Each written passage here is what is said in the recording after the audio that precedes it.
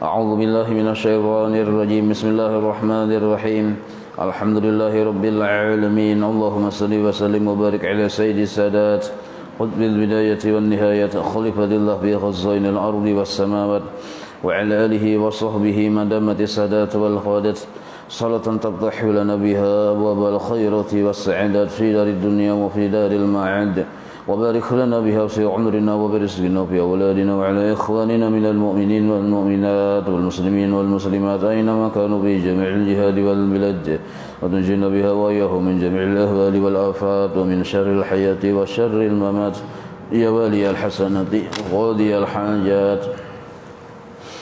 قال المصنف رحمه الله ونفعنا به وبجميع علومه في الدارين آمين. Nomor 44 halaman 20 nomor 44. A'udzu billahi minasyaitonir rajim. Bismillahirrahmanirrahim. Ya ayyuhalladzina amanu la ta'kulu amwalakum bainakum bil batil illa an takuna tijaratan 'an taradin minkum ولا تقتلوا أنفسكم إن الله كان بكم رحيما ومن يفعل ذلك عدوانا وظلما فسوف نصليه نارا وكان ذلك على الله يسيرا. Artinya, janganlah kamu saling memakan harta sesama kamu dengan jalan yang batil, jalan yang salah yang diharamkan Allah, kecuali dengan jalan perniagaan. Jadi contohnya yang dihalalkan oleh Allah yaitu jalan perniagaan, maksudnya perdagangan yang berlaku, yang terjadi dengan suka sama suka di antara kamu. Dan janganlah kamu membunuh diri kamu, sesungguhnya Allah Ta'ala adalah Maha Penyayang kepada kamu. Dan barang siapa berbuat yang demikian dengan melanggar haknya, hak masing-masing, dan berbuat zalim, maka kami kelak akan memasukkannya ke dalam neraka. Yang demikian itu adalah mudah bagi Allah Ta'ala. Ini judulnya nasihat Allah tentang dilarang berbuat zalim, judulnya. Jadi kita disuruh oleh Allah Ta'ala memakan, meminum, pakai, bagana-gana di rumah, di tempat yang seluruhnya itu baik itu pakaian, makanan, kaganaan ataupun yang diminum, seluruhnya itu halal. Nah, maka memperoleh yang halal itu biasanya kita menukarnya dengan duit. Nah, duit itu pun disuruh juga dari hasil usaha yang halal. Maka di antara usaha yang halal itu adalah di sini dipadahkan berdagang. Menurut sebagian ulama, berdagang ini abdalul kasbi, paling abdal usaha. Nah, ada juga memadahkan bertanaman. Ada juga memadahkan batu tukangan. Nah, cuma ketiga-tiganya itu semaksud saja, usaha yang dari hasil tangan kita. Nah, itu termasuk abdal namanya, usaha dari hasil tangan kita sendiri. Jadi ada yang memedahkan yang paling abdal itu pemulaan sama sekali adalah karenanya mengambil dalil dari usaha tangan, Bang. Nah, jadi bertanaman, kayak bertani, berkebun, baladang, imbah itu pulang batu tukangan, kan tangan juanin tuh. Nah, yang nomor 3 hanya berdagang. Jadi itu beda-beda pendapat para ulama lah. Nah, ada yang mendahkan yang berdagang yang nomor 1. Nah, tapi seluruhnya itu digawe oleh tangan. Nah, maka seluruhnya itu termasuk abdal benar pahalanya. Pahalanya ganal benar. Cuma bilainya hendak bujur-bujur berpahala itu ada tata cara peraturannya. Sebab misalnya di sini berdagang, bila tak salah cara berdagangnya, maka kada pahala yang didapat, malah jadi dosa. Maka prinsip kita berdagang itu ada 3 dulu lah, supaya perdagangan kita ulang, saya sudah disampaikan ini. Prinsip kita berdagang itu ada 3 perkara. Bila 3 perkara ini ada dalam perdagangan kita, maka perdagangan kita itu disebut perdagangan akhirat. Nah, walaupun yang dijualnya itu acan, asam, apakah urusan dunia ini. Tapi kalau 3 prinsip ini ada, maka perdagangan kita tuh bukan lagi perdagangan dunia, tapi disebut oleh Allah Ta'ala perdagangan akhirat namanya. Arti perdagangan akhirat tuh ada kena balasan pahala yang gonal di akhirat. Tapi bila salah satu 3 prinsip ini dilanggar, maka perdagangan dunia itu menjadikan kita celaka di akhirat. Apakah yang dijualnya? Berjualan tapih, berjualan kopiah, berjualan tasbih. Bagus bener ya kalau. Tapi 3 prinsip ini dilanggar, maka bukan perdagangan akhirat itu perdagangan dunia. Nah, pertama dulu lah. Kenapa kita memperhatikan 3 prinsip itu? Nah, karena di sini dipadahkan oleh Allah Ta'ala, jangan sampai kita berdagang itu melakukan hal-hal yang sifatnya zalim lawan orang. Nah, maka para ulama menyusun supaya mempermudah paham. Pertama dulu arti zalim itu. Bisa zalim itu kita bukan hanya kepada sesama manusia, bisa juga zalim itu kepada Allah Ta'ala. Nah, maka supaya rangkum, pertama dulu lah prinsip orang berdagang. Kita ini kan banyak berdagang, Bang. Pertama, jangan sekali-kali kita menganggap bahwa rezeki itu datang dari selain Allah. Itu dulu. Jangan kita menganggap, apalagi meyakini bahwa rezeki itu datang dari usaha. Sebab bila kita menganggap rezeki itu datang dari usaha, itu zalim dengan Allah sudah. Di sini kan dilarang kita berbuat zalim di dalam usaha, di dalam berdagang berjual beli. Jadi kita wajib bisa keyakinan bahwa rezeki itu datang dari Allah. Sedangkan usaha hanya sabab. Hanya sabab. Karena sabab, arti sabab ini ghairu mu'asir, kadang memberi bekas, kadang kau mendatangkan hasil. Karena sebab jangan kita perpegangi. Tetapi yang kita perpegangi adalah Allah Ta'ala dengan segala sifat-sifat sidin yang baik. Rahmatnya Allah, anugerahnya Allah. Nah, itu yang kita perpegangi. Maka kita karena sudah berisi keyakinan bahwa hanya Allah lah, hanya Allah yang memberi kita rezeki, ya kalau itu keyakinan kita lain toko tuh, lain toko. Nah, disuruhlah kita melawan Tuhan tuh bersangka baik. Nah, ini modal. Jadi keyakinan itu disertai dengan sangka baik. Sebab bila bermodal yakin saja, sedangkan Allah ini kadang-kala memberi kita sesuatu yang kada sesuai lawan nafsu kita, tapi kita kada bersangka baik, ini keyakinan biasanya bisa memudar, bisa melemah, bisa kada berkuat lagi. Nah, maka yakin Allah yang memberi kita rezeki dan kita bersangka baik lawan Allah. Segala keputusan Allah itu baik. Nah, hari ini berdagang kada rami, tetap baik. Karena itu keputusan Allah, lain keputusan kita. Hari ini berjualan rami benar, tokonya nak orang tokari saking raminya. Nah, nyata kita menganggap itu baik ya Allah. Nah, kenapa? Karena sesuai lawan nafsu kita. Kita anggap itu baik. Nah, cuma itu sangka baik ini mengiringi keyakinan. Nah, kita yakin hanya Allah yang menyembuhkan, bersangka baik dengan Tuhan. Nah, kita yakin hanya Allah yang menyelamatkan, bersangka baik dengan Tuhan. Jadi sangka baik ini kadang-kala dilepas dari setelah yakin ada bersangka baik lawan Tuhan. Itu peraturannya. Nah, kita yakin hanya Allah yang memberi rezeki. Nah, kalau misalnya kita berdagang tapi ada perasaan di hati, apalagi keyakinan bahwa yang memberi rezeki itu toko. Buktinya bila toko tutup, asa rugi benar, rasa banyak kehilangan. Ini bukti bahwa kita masih bersandar hati lawan toko. Coba kan tutup setahunan. Kayak apa? Baguyang gak ada tajakan hati. Nah, coba akan, tapi bisa dia bang dulu 2 miliar sebelum yang tutup. Nah, artinya kita tutup atau buka, rezeki dari Allah tetap ada. Nah, itu pemahamannya. Apabila kita misalnya imbah tutup atau kada berdagang, kada buka dagangan nih, lalu kita berpikir kayak apa rezekiku? Nah, itu kada boleh nang itu. Berarti kita tadi keyakinan kita belum bujur lawan Tuhan. Kita masih menganggap toko itulah yang memberi rezeki lawan kita. Nah, ini mencoba keyakinan nih bujur kada yakin. Nah, cuman ini jangan juga kita kada berdagang. Lah, sabab itu tetap digawi.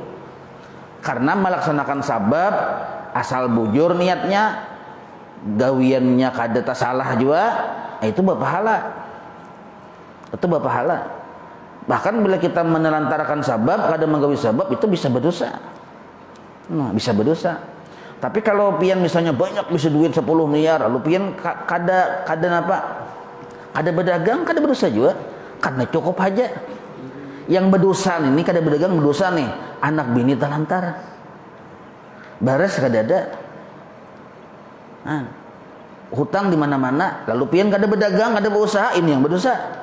Sebab tanggung jawab banyak. Amun sudah cukup, anak kita, bini kita, sampai anak kita meninggal, hartanya kada habis. Ini bila kita kada berdagang, kada berdosa. Karena sudah cukup. Nah, ini yang dipahami lah. Ya, ada yang sugih benar sudah. Aku ini berdagang ini tahulah menjalankan perintah Allah Ta'ala. Sebab syariat itu disuruh juga, dan itu termasuk kewajiban sebagai kepala rumah tangga. Bisa duit 750 triliun saja ini. Ini lain.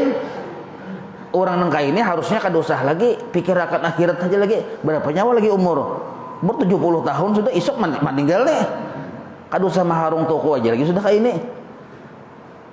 Nah, yang naran wajib berusaha itu yang memang di rumah kada ada sembako sagan memakan anak bini segala macam. Hutang menyeraput di mana-mana. Wajib kita bayar hutang itu. Nah, ini wajib kita berusaha. Ini maksud kewajiban wajib narannya. Nah, cuma tetap kita bisa keyakinan tadi yang memberi rezeki hanya Allah, bukan toko. Lah, nah bila kita bisa keyakinan yang memberi rezeki itu toko, nah itu sudah keluar dari iman narannya. Maka seluruh amal ibadah kita tadi ditolak oleh Allah gara-gara toko aja. Kita sembahyang kada diterima Tuhan. Kita puasa kada diterima Tuhan karena kita belum bujur beriman lawan Tuhan. Pintangan mana ketahuannya kada beriman lawan Tuhan? Di toko itu bang, ketahuannya. Jadi menyikapi usaha ini, ada yang gara-gara berusaha sudah murtad keluar dari iman. Ada juga menyikapi usaha tadi belum lagi murtad, cuma dosa ganal. Nah, apa yang membuat kita murtad? Kita bisa keyakinan usaha yang mendatangkan rezeki, murtad sudah kita di luar dari beriman. Ada juga orang yakin aja bang, Allah yang memberi rezeki lain usaha. Cuma bilanya tutup usaha, napa modelnya itu lama semangat. Nah, kayak apa aku kada berusaha gini aja? Kayak apa aku makan? Nah, ada gentar di situ. Nah, ini dosa besar nih. Berarti walaupun bisa keyakinan Allah yang beri rezeki, tapi hati masih belum bersandar kepada Allah. Nah, bersandarnya kepada toko. Kayak apa aku tahun kaina? Kak sanggup juga aku maharagu anak, membiayai anak segala macam. Tahun kaina, isuknya belum tentu hidup. Aku udah sampai tahun kaina. Nah, bila nang kaya itu, walaupun kada keluar dari iman, itu dosa besar naranya. Kada boleh kita melihat anak bini kita yang apa, kita menganggap kita yang apa orang maharagunya, membiayai hidupnya, itu kada boleh. Yang bujur itu kita, anak bini kita, seluruhnya itu dipelihara oleh Allah, diberi rezeki oleh Allah. Maka itu kada boleh kita menganggap aku yang memberi rezeki, aku yang memberi makan nyawa, aku yang menghidupi nyawa. Nah, itu kada boleh gitu. Anggapan nang kayak itu. Amun berucap bang si abah atau si mama lawan anak berucap, tapi kada disertai keyakinan, itu kada apa-apa, boleh-boleh aja. Misalnya ujian mamanya nih atau ujian abahnya, nyawa ini nak kapin harat moha, aku yang beri makan nyawa. Ya misal kayak ini nih. Ya, itu kata-kata itu masih maafun, masih dimaafkan oleh Allah Taala. Karena itu kata ucapan seorang orang tua kepada anak boleh aja. Tapi hati tetap dijaga. Kada boleh kita yang beri makan itu kada boleh. Berucapnya itu kita sekadar mengatakan sabab aja. Sabab aku nakai secara hukum adat nyawa tadi hidup, atau boleh aja. Tapi itu bagi seorang abah atau mama kepada anak tuh boleh berucap itu. Mau kai jasa aja kita boleh aja. Amun ka orang lain bang, Misal atasan lawan bawahan, atau kada boleh. Itu. Jadi mengungkai jasa ini ada 3 yang dibolehkan. Nah, pertama kuitan kepada anak, kuitan boleh mengungkai jasa. Walaupun sebenarnya jasa itu milik Allah, bukan pun kuitan. Kedua, laki lawan bini boleh mengungkai jasa. Laki ini berusaha segala macam. Jadi ujar laki, kamu menyai, oh ya nukarakan ginco sebutin itu aku. Jadi si laki ini nih, menggunakan ini aku. Nah, mengungkai jasa nih. Nah, bolehlah, masih dibolehkan. Tapi tetap keyakinan tadi yang menghidupi anak bini tetap Allah. Tapi mengungkai jasa itu boleh. Kalau ada hubungannya lawan istri, suami istri, mengungkai jasa itu sudah kada pahala lagi ibadah kita. Kalau jasa diungkai, ini bakal kawanan berdua. Nah, lalu kawan ini mengungkai jasa, kan nangai dulu aja, cakanya kada akun apa ada. Nah, itu sudah kan jadi pahala lagi tuh. Tapi kalau bagi suami kepada istri itu masih dibolehkan mengungkai jasa dan kada menghapus pahala. Nah, yang ketiga, bagi seorang guru kepada murid itu boleh guru itu mengungkai jasa. Itu harus benar ini coba aku melajarinya mengaji bahari aja. Nah, masih boleh, tapi dengan catatan keyakinan kada berubah aja kita. Tetap kita bisa keyakinan sebenarnya yang memberi manfaat hanya Allah aja kita. Cuma boleh muntung mengungkai bagi 3 golongan ini.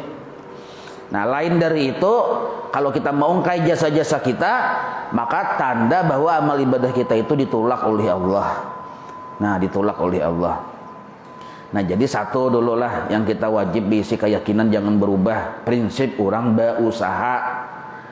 Prinsip orang berusaha. Nah, yakin hanya Allah yang memberi rezeki. Satu. Yang kedua, bersangka baik lawan Tuhan. Keputusan Tuhan itu berujung atau kada, berhasil atau kada, seluruhnya tadi adalah baik. Nah, bersangka baik lawan Tuhan. Bila nang kaya ini perhatian kita, katuju Tuhan melihat kita. Walaupun kita ibadah kan lebih banyak, sederhana aja, cuma etiket kita bujur. Satu. Yang kedua, jangan sekali-kali kita berusaha, nih prinsip orang berdagang lah, orang berusaha nah, bertani ke apakah, yang berjualan nih. Jangan sekali-kali kita berisi prinsip bahwa bila aku membunguli orang, bila aku culas, bila aku berkhianat, aku bertambah sugih. Nah, jangan. Aku bertambah banyak hujungan, jangan. Bahkan kita harus berprinsip sebaliknya. Bila aku culas, khianat, membunguli orang, menipu orang, maka usahaku ini kada berberkat dan seluruh amal ibadahku ditolak oleh Allah dan aku diadab oleh Allah di api neraka. Itu prinsipnya. Kadada orang yang menipu itu jadi sugih, kadada.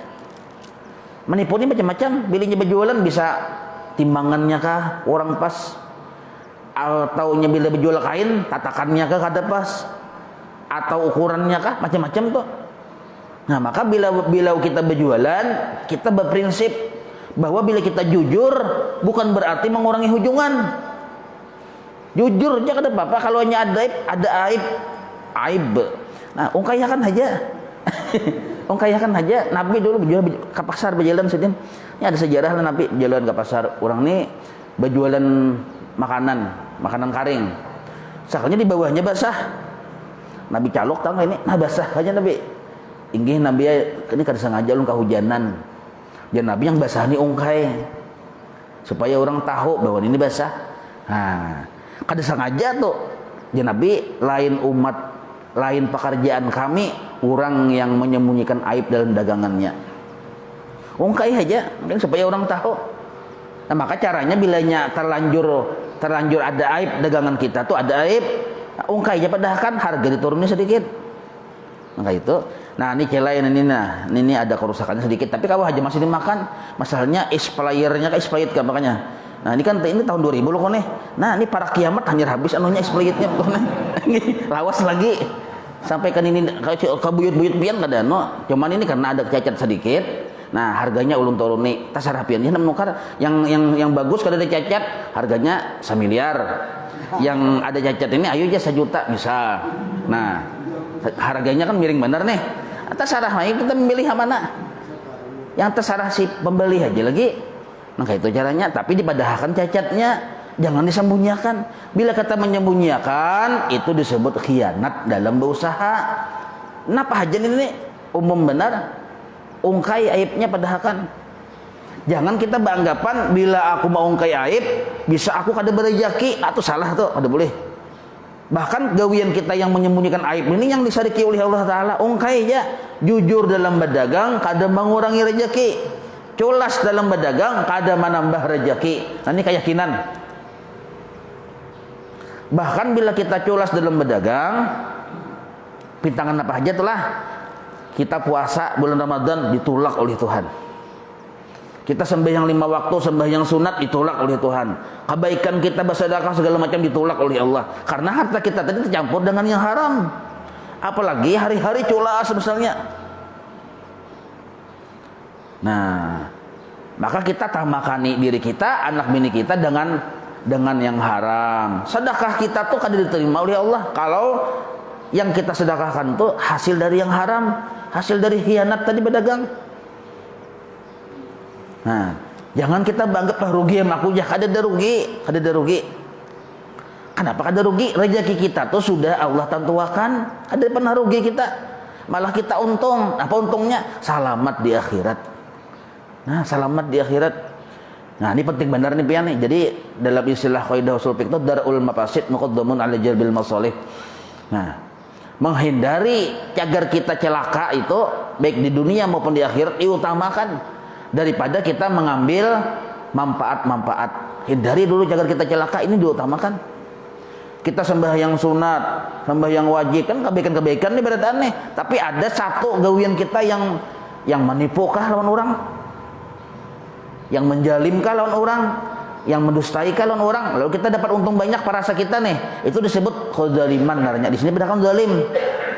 Nah, maka barang siapa kita pernah berbuat zalim lawan orang, dari sisi caranya mungkin menipu, mungkin mendustai, mungkin macam-macam caranya, mungkin mengurangi timbangan dalam berdagang nih, maka amalan kita yang paling afdal waktu itu adalah mengembalikan kezaliman tersebut. Minta halal lawan orang itu, atau kita kembalikan kezaliman itu. Itu amalan paling afdal, kada ada yang lain dari itu.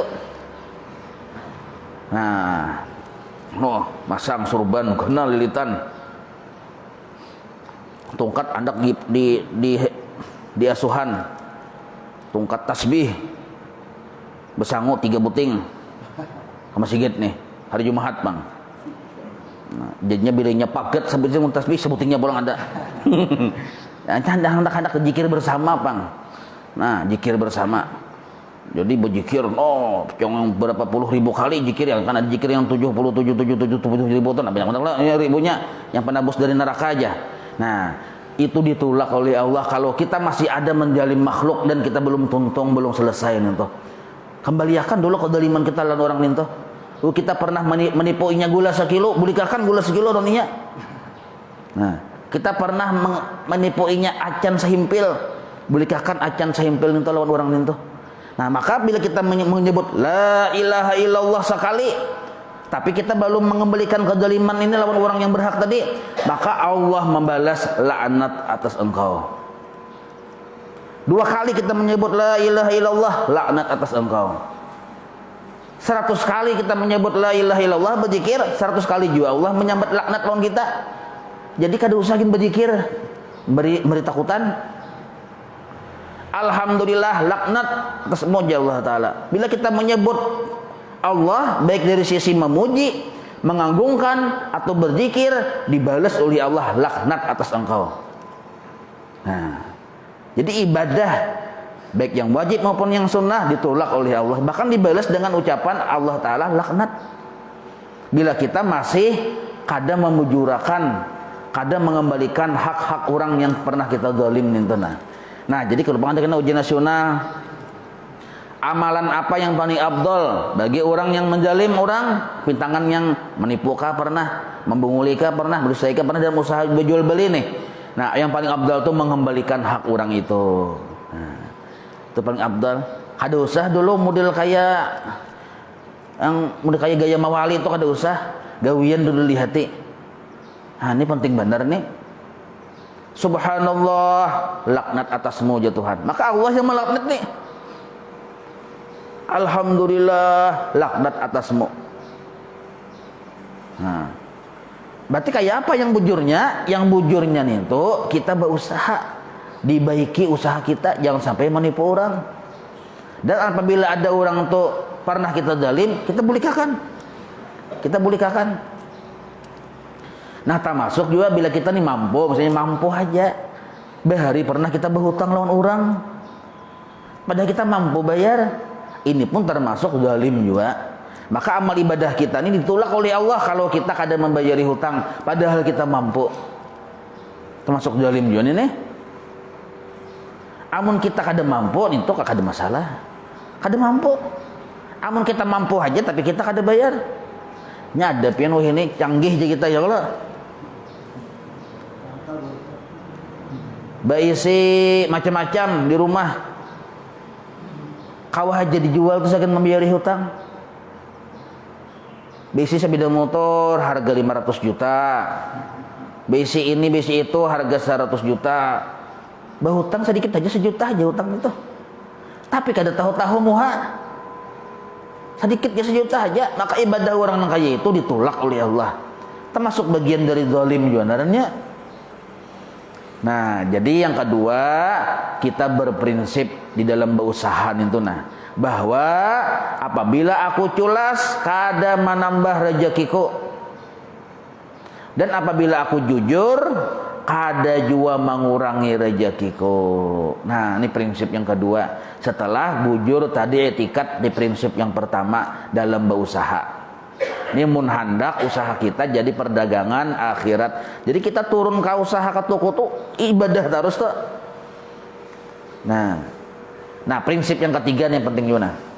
Prinsip ketiga, kita wajib berisi prinsip bahwa keuntungan di akhirat lebih ganal, lebih kekal, lebih mulia, lebih bernilai, lebih mewah, lebih menggiurkan daripada keuntungan kita berdagang di dunia ini. Nah, jangan sampai kita menganggap bahwa keuntungan di dunia ini luar biasa. Jangan terlalu himung. Untung seini berdagang, jangan terlalu gembira. Biasa aja, santai aja. Yang kita gembira tuh bila kita kawa mengatik tasbih sakulilingan kawa 100 kali salawat, gembira benar. Ini keuntungan narannya. Atau misalnya waktu kita berdagang tuh ansulannya harusnya kita mangsul orang tuh ulun berdagang lah. Kita mangsul nih 2.000 atau 3.000. Tapi kita duit mencari harga 2.000 tuh kada ada, yang ada 5.000. Orang ini menghadangi mangsul. Jadi kita nih cari. Kada ada 2.000, angsulnya 2.000 bang. Cat mana nih? Ada harga 5.000 aja. Nah di sini ketahuan nih. Keuntungan dunia kah yang kita utamakan? Keuntungan akhirat kah? Amun kita menganggap keuntungan akhirat paling utama, paling bernilai, julung 5.000 nih tuh. Bersedekah kita 3.000. Ada yang bertetengah jam, yang menghadangi sama pada pamalara juga. Menghadangi juga aku aja, kada aku kada daging aja. 2.000 aja. Padahal cakap 2.000 itu beriakan juga. Untung yang bertukarnya untung. Untung di mana? Untung di akhirat kau bersedekah. Jadi kita lihati dulu, yang dihadangi 2.000. Apalagi parak asparak maghrib sudah nah. Orang hendak abang sudah. Jadi ujar yang muadzin, ayo cepat jauh ya. Itu nah yang menghadangi 2.000, kalau dosa tinggalkan aja. Untungnya kasap juga sekalinya kaum ini melihat yang kita di pasar tuh.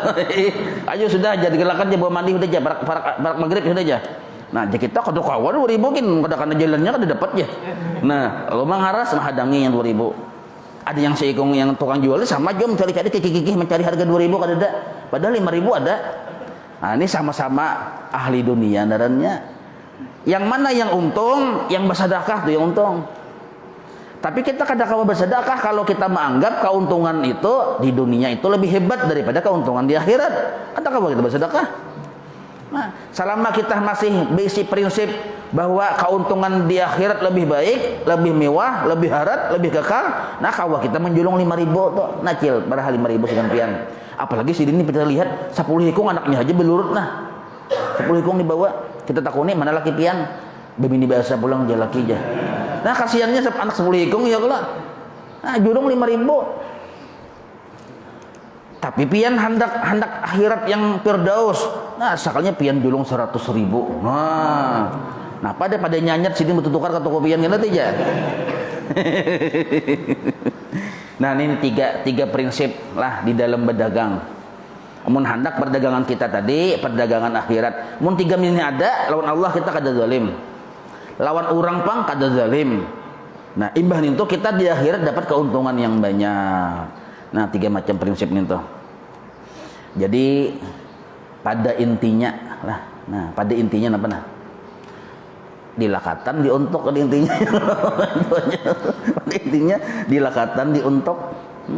Jadi bila kita tuh berdagang, ini ujian guru baharilah, bila kita tuh berdagang tapi kita jahil, lawan 3 prinsip ini nah, jahil kada tahu, maka kita berdagang itu hawa-hawa maksiat aja ya Sidin. Belum alim lagi berdagang ya Sidin. Artinya belum alim itu kan masih alim yang berbulang-bulang itu, Pang. Pahami dulu ilmu berdagang ini nah, 3 prinsip ini nah. Karena ada rukun jual beli itu kena malam ini pembicaraannya ya kalau supaya jangan kita terlibat dalam riba berjual beli kayak apa. Itu malam Selasa, malam ini nih malam Selasa lah. Itu pelajarannya itu bab fikih. Ini kan lain lagi kisahnya. Kada masalah fikih ini nih. Kita ketahui cara-cara tata cara berdagang kayak apa. Jangan yang jabat timbai. Oke bos ya. Sudah kada ada bakat segala macam. Nah, imbahan itu pulang macam-macam main kita harus paham jual beli itu kayak apa yang bujurnya. Ada rukun-rukunnya, ada syarat sahnya. Nah, ibadah itu pulang jangan terlibat lawan riba, pulang. Nah, itu urusan fikih itu. Insyaallah malam ini kita di Darus Saadah ya kalau jauh Bang, pesawat ke situ jauh bener enggak? Berjalan batas kada sampai.